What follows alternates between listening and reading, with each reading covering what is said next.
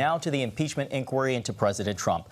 American ambassador to the European Union, Gordon Sondland, was on Capitol Hill today, testifying before a closed-door session about his work with the Trump administration and Ukraine. According to prepared remarks released in advance, Sondland seemingly distanced himself from the president, saying he was disappointed Mr. Trump involved his personal attorney, Rudy Giuliani, with Ukraine. Meanwhile, Speaker Nancy Pelosi said today she doesn't know where the impeachment inquiry will lead, but that she understands it's an issue that causes division. None of us came to Congress to impeach a president. That's not what we come here to do. And any such actions are to be taken very solemnly, seriously, in my view, prayerfully. It isn't a unifying thing for the country to have to go through this. Pelosi gave no timeline on how long the inquiry may go on. And here now, Mark Lauder, Director of Strategic Communications for the Trump 2020 re-election campaign. Mark, good to have you. Thanks for having me. You know, President Trump, he's in Dallas tonight. Today, you retweeted a photo of the crowd gathering outside. How much is this impeachment inquiry affecting the campaign? Well, it's infecting it in a good way, but it's sad that we have to go through that. I don't think anybody would want to see political benefit gained from it, but if the Democrats insist on going off this cliff, then obviously I think the American people are rightfully going to react. So we have seen tens of thousands of new people reach out to our campaign to donate. It has been a huge, we raised $13 million in just the days after Nancy Pelosi made her single-handed decree that impeachment was now on the table. So if this is where the Democrats want to go, I know Trump supporters are going to be out there showing their support for the president. You see it tonight in the lines that have already gathered hours in advance of the rally in Dallas. Mark, Gordon Sondland, a major Trump donor turned diplomat on the Hill today, not doing the president seemingly any favors. Same story with former White House advisor Fiona Hill yesterday.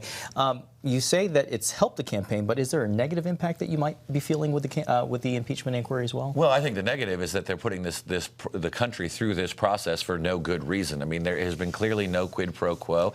The president was absolutely on that transcript of the call. There was no quid pro quo. The president of the Ukraine said many times he felt no pressure. He didn't even know that aid was being withheld.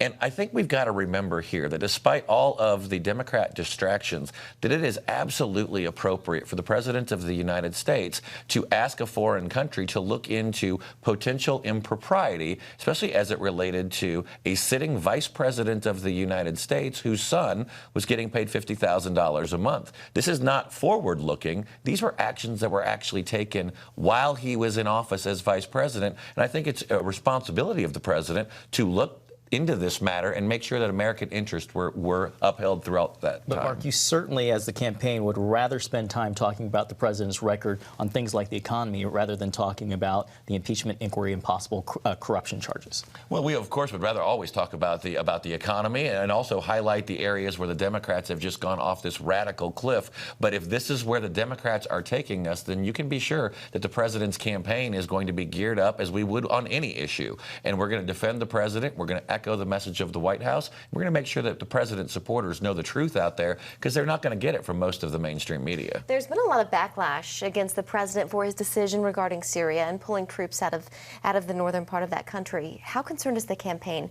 What could the political implications be here? Well, obviously, anytime we're dealing with national security issues or foreign policy decisions, those need to be made by the people inside the White House. They're not made with political ramifications in line. But in this case, I do think it's also important to remember that this was a president who was very clear in 2016 that he wanted to pull American troops out of harm's way. And in the case of Syria, we went in there with a mission to eliminate the geographical caliphate that ISIS had established. And now that that mission has been done, our troops were sitting there basically to play police force between factions that have been warring for centuries.